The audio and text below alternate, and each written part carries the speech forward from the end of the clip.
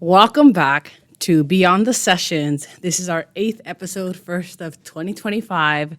And what better way to kick off this spring semester than with a graduating SI mentor who will be done with SI at the end of the semester. So, our guest today is none other than Joseph. Joseph, why don't you tell us a little bit about yourself and your major as well as some hobbies? Okay. I'm a graduate student here at Fresno State. I am working on my degree in physics. I guess that's a cool thing. Yeah. In terms of hobbies, my biggest one is climbing mountains in all weathers, all seasons. Just, I don't know. That's about it. Yeah. And if you Obsessively climbing mountains. Yeah, A yeah. month out of each year climbing mountains. All right. So, Joseph, you now tie the record of being with the SI program, by the end of the semester. So let's go back to the very, very beginning, because it's been some time.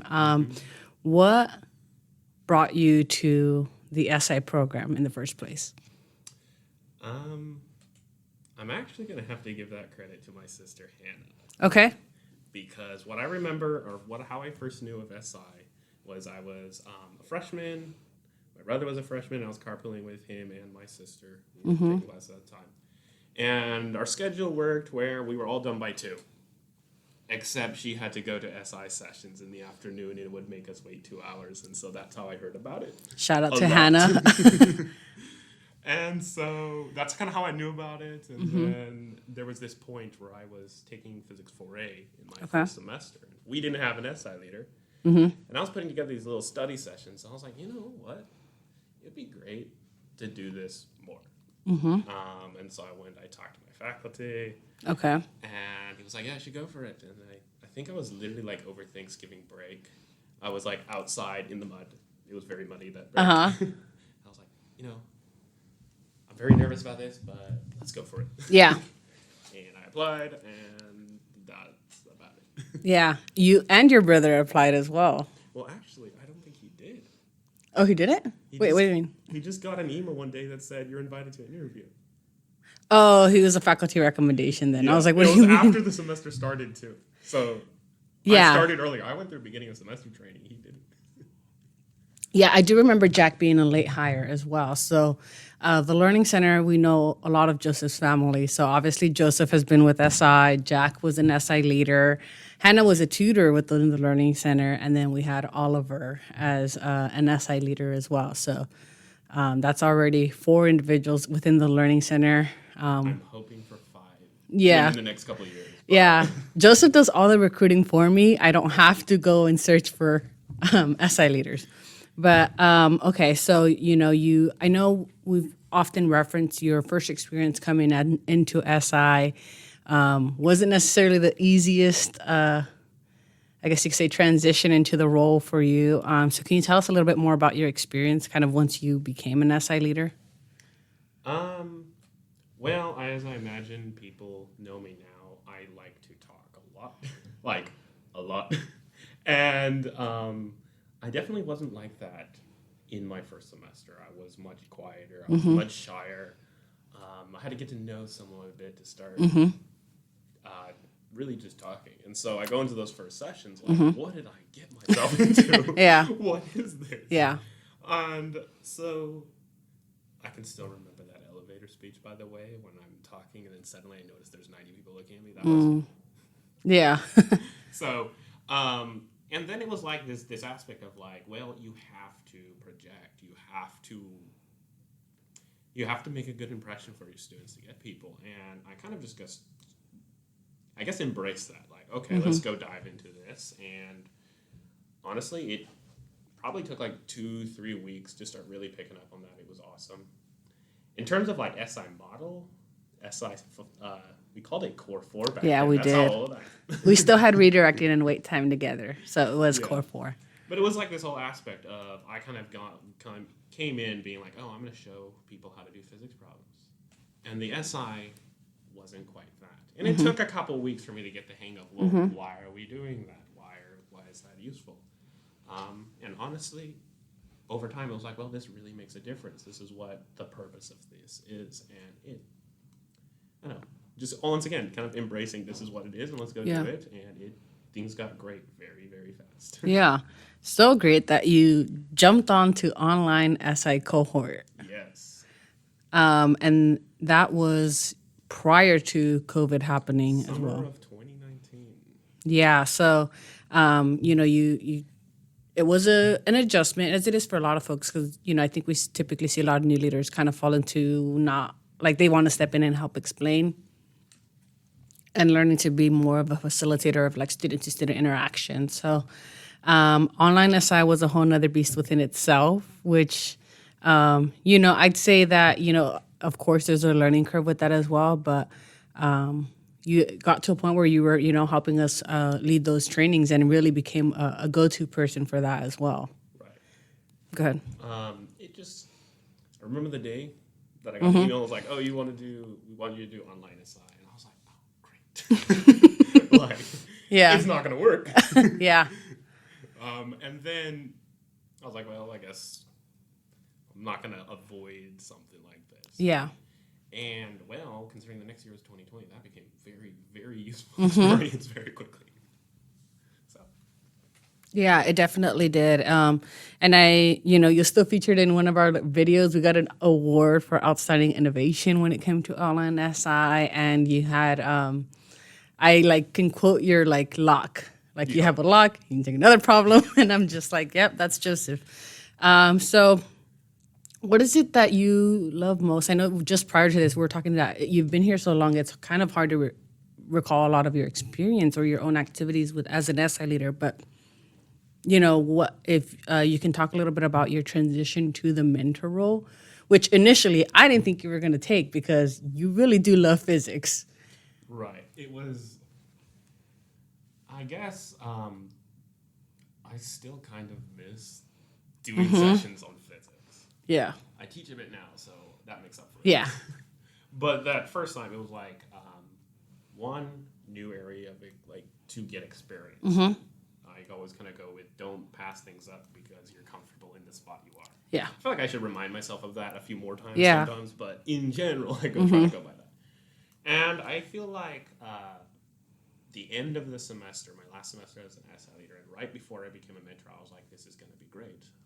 I feel like I know what I'm doing. I have a lot of experience with this, especially with the online.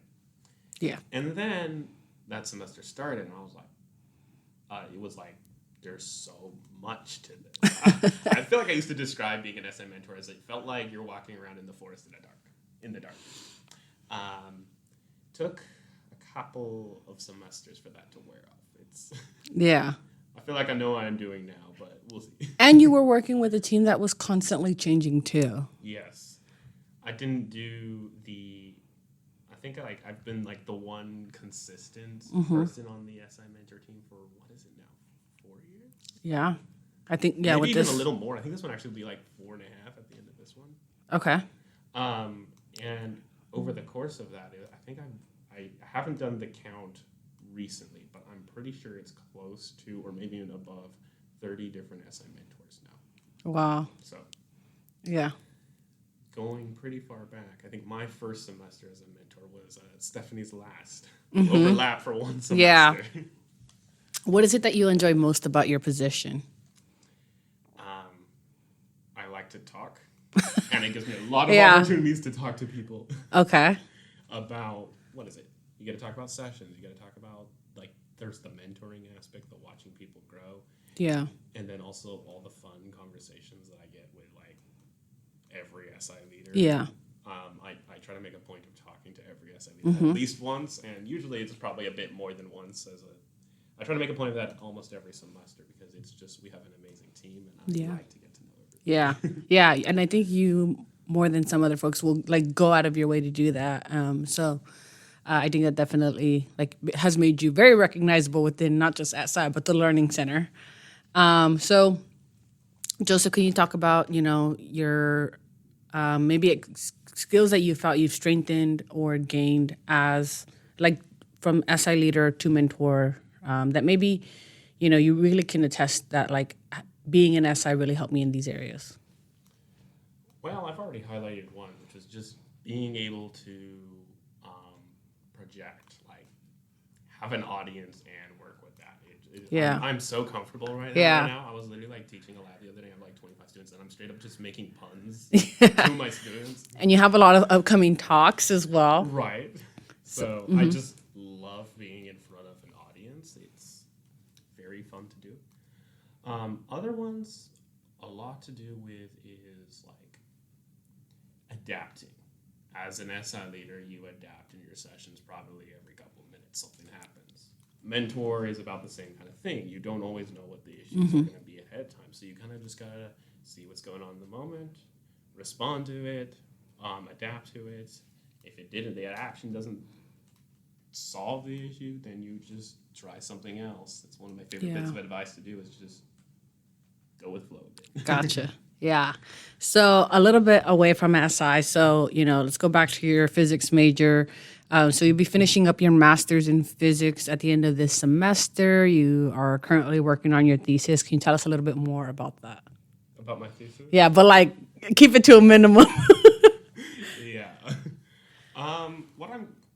I guess I'm kind of doing is studying like data science and astronomy, and I'm gonna leave it at that. Okay. Because looking at like how can you get accurate information about stuff that we study in astronomy. Very beautiful topic. Probably a little more fun for me than everyone else. Obviously, it's my thesis. So it's just, I guess that's about it. Yeah. It's I get to do stuff where I'm like programming computers and studying stars. Mm-hmm. And my favorite part is I like to joke that I get to make up all my data. I'm using computer simulations, so I just make the simulations do what I want it to imitate. Okay. What made you kind of land on physics? And because, you changed. So, what's led to kind of fueling the passion for the field you're in? What would you know? SI. Okay. So I started as an electrical engineering major. It was me and my brother Jack. We started the same semester. We're both electrical engineering, and then we were in all of the same classes for a long time. And there was that first semester we took physics 4A and had a great time. And then I was like, well, I'm going to be an SI leader. And so I start being the SI leader for physics 4A. I really like working with the topics. I really liked talking to my faculty. I got to know more of the physics department, and I guess the big one though was just working with students on physics. I was like, this is something I really like. Yeah. And also I was having this moment where I was like reading the course catalogs for physics and reading the descriptions, being like, wow, that sounds cool. And over time it just started shifting into like, well, if I'm looking at this other major so much, why not go for it? Because I think I went into my second semester as an SI leader. Okay. So I'm doing this more, I'm working with more students.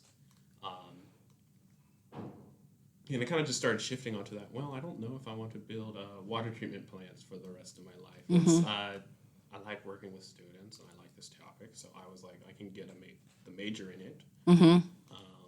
Since it overlaps so much with engineering at first, if I end up being like, actually, I don't like this, I can probably switch back pretty easy. And I made the decision to switch. Never looked back. It's been one of the greatest decisions I've made. I love what I do so much. Yeah. It's just a beautiful topic.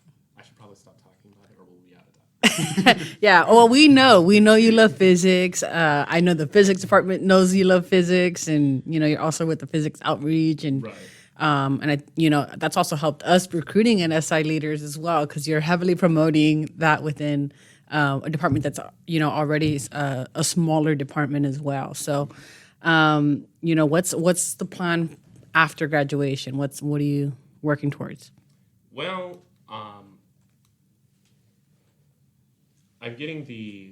kind of switching topics a bit again to a field that I was like looking at physics, and then I was looking at this other field, and I was like, I'm reading the course descriptions, reading what you study. I was like, I think I like this better. So in a way, I'm starting to merge my physics with my other obsession, which is backpacking in the mountains. Yes. So I've applied to PhD programs to study geophysics, which is physics of the earth, whether it's air currents or what I really want to do is earthquake waves in rock. use it to image the interior of Earth. It's a lot of like fluid simulation stuff. Yeah. Really good stuff. Yeah. Or study ice or avalanches or something like that. It's just like physics, but of the mountains. Yeah. Yeah. Ideally, do some hiking and do some physics at the same time. Yes, a combination of your passions. We know that sometimes I even worry about Joseph backpacking because he'll tell us about what he has plans or these trips, and I'm just like, oh my gosh, you're going to be out there alone, which I know is your preference. Yeah. I'm just like, I trust you know what you're doing, but There's just something about being alone for a long time, which is just so peaceful. yeah, You don't feel lonely out in the mountains because there's so much going on. Water, wind, there's animals everywhere. And you just get to relax. I yeah. think the longest I've gone without seeing a human was 9 days. 9 days. Oh my gosh.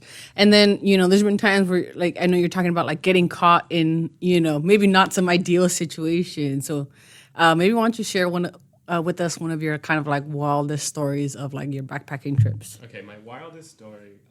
This was actually May of last year. I wasn't alone on this one, which was a good thing. I don't think I felt as scared in this one because of that. Yeah. As the different ones, but it was probably the most dangerous spot. But I was going over a pass in the mountains at like 13,000 feet of elevation, and there was a lot of snow on the other side. And we'd left our camp, or actually we had a really long hike, so it was around noon, and by that time your snow starts getting a little soft. So I'm like going over the pass, and there's like a sheer cliff on the east side of it. So we have to kind of go along the ridge and then cut across the snow near the top of that cliff. And it's class 3 rock, which is basically as steep as a ladder. You have to use your hands a lot. Mm-hmm. So you just explained that to me not too long ago. Yeah. Class 1, you're walking normally. Class 2, you're using your hands for a bit of support. Class 3, it's steep like a ladder. You use your hands a lot. And so I'm making my way, like gripping onto the rock, and the snow is pretty soft, and you're kicking every step in, so you're nice and secure. And what happens is I step down, and my foot goes all the way through the snow into this void. And I start trying to pull my foot out, and the hole that my foot went into is now smaller than my foot. I can't get it up again. And as I'm pushing, my other foot starts to slip down. So what I do is I kind of just like laid on my chest on the snow, gripped onto the rock above me, and started kind of like kicking my legs out to get free. To add to that, I think it was a 60-pound pack on at the time that was pushing me down further. So it was like, how do I get out of this? Is this whole area just this giant cavity? Because I've seen those cavities have as much as like a 12-foot drop under them. Oh, wow. Eventually, I kind of like got my feet out, and then sort of like slid my way across the snow. Like really using my ice axe to kind of probe how deep is the snow here? Am I going to go through here? And made it across. That whole stretch was probably a distance about the length of the library. And I think it took us like over an hour to do it because we were just picking our way on the rock and stuff. Yeah, no, I do not have those survival skills, so I'm glad you do. That entire trip, because it was like May, so much snow, so much stuff going on. We had like a story for every single day of that trip. Yeah. I could keep going on, but it would take like an hour. This is why I told you to start a YouTube channel or a TikTok account. You'd be like a new version of the Out There Boys. So, okay. So, in terms of your kind of, I guess you could say, passion, in terms of like backpacking and being outdoors and physics, what's something that like, or how, like, you know what, like what's something that would surprise? Because that's, when we know you, that's not surprising. We know you like being in the mountains. We know you like, disappearing. We know that you're well prepped. You always have these like little sewing kits or like these little tools, multi-use tools. But what is something that most people, at least within SI, wouldn't typically know about you? I feel like this is something a couple of people know because I mention it at times. But I like watercolor painting. It's actually a lot of what I wish I did it more, but I try to do it in the mountains a lot of times. So I have like this tiny portable watercolor kit, and I'll climb up into the mountains and I'll try to paint stuff I see. Right. It's hit or miss. I wouldn't say I'm good at it, but it's fun to do. Well, I've seen some of them, so, and they're pretty good. Yeah. Some of them are good. Some of them are all over the place. Okay.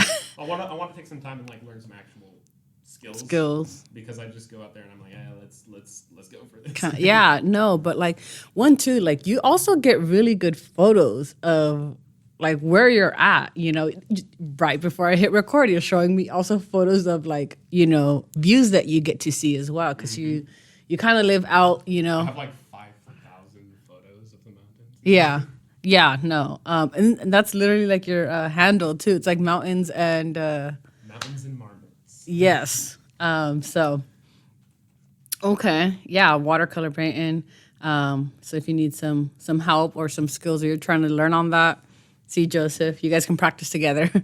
Okay, Joseph. So we're gonna go ahead and transition to some rapid fire questions.